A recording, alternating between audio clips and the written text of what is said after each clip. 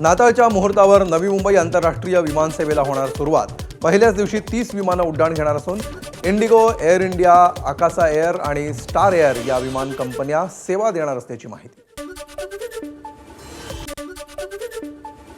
लाडक्या बहिणींवर अपात्रतेची तलवार। लाडक्या बहिणींना 31 डिसेंबरपर्यंत ई-केवायसी करणं बंधनकारक। ई-केवायसी न केल्यास योजनेतून वगळण्यात येणार। आतापर्यंत केवळ 1,60,00,000 महिलांनीच केली आहे ई-केवायसी।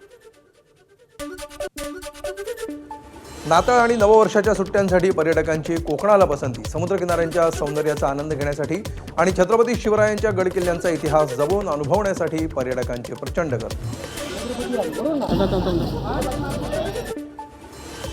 धाराशिवमधील तुळजापूरच्या मंदिरामध्ये तोतया IAS अधिकाऱ्याचा अजब कारनामा।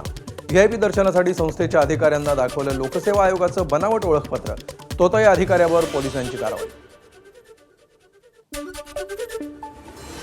पिंपरी चिंचवडमधील मोरवाडी चौकातील एका मॉलला भीषण आग। आगीचं कारण अद्याप अस्पष्ट। सुदैवानं या घटनेमध्ये कोणतीही जीवितहानी नाही। रायगडमधील पेण बाजार समिती परिसरामध्ये स्टार ट्रेडिंग कंपनीच्या बारदान गोडाऊनला भीषण आग। आगीमध्ये कंपनीतील संपूर्ण बारदान जळून खाक झाल्यामुळे लाखो रुपयांचं नुकसान। सुदैवानं कोणतीही जीवितहानी नाही। मुंब्रा परिसरामधील इंडस्ट्रियल परिसरातील मेक या कंपनीमध्ये भीषण आग।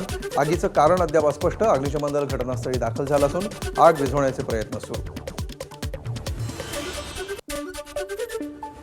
सावकाराच्या जाचाला कंटाळून किडनी विकल्या प्रकरणातील डॉक्टर रामकृष्ण सुंचू याला सोलापुरातून अटक। डॉक्टर रामकृष्ण सुंचू यानं कंबोडियामध्ये पाठवून किडनी काढल्याची दिली होती तक्रार। वर्ध्यातल्या सिव्हिल हॉस्पिटलमध्ये आगीच्या घटनेत झालेल्या नुकसानीची आमदार राजेश बकानेंकडून पाहणी। मुख्यमंत्र्यांना घटनेची माहिती देणार असून दोषींवर कारवाई केली जाईल। बकानेंची प्रतिक्रिया।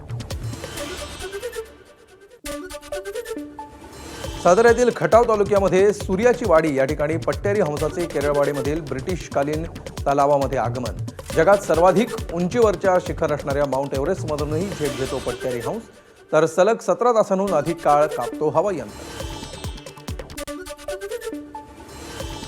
शिमल्यामध्ये IGMC रुग्णालयामध्ये डॉक्टर आणि पेशंटमध्ये वाद। डॉक्टरकडून पेशंटला मारहाण। पेशानं शिक्षक असलेल्या पेशंटकडूनही डॉक्टरला लाथ मारल्याचा प्रकार। रशियानं केलेल्या हल्ल्यामध्ये युक्रेनमधील तेल प्रकल्प उद्ध्वस्त। हल्ल्यानंतर ओडिशामधील वनस्पती तेल प्रकल्प आगीच्या भक्ष्यस्थानी। रस्त्यावर वाहू लागले तेलाचे पाट। ABP माझा, उघडा डोळे बघा नीट।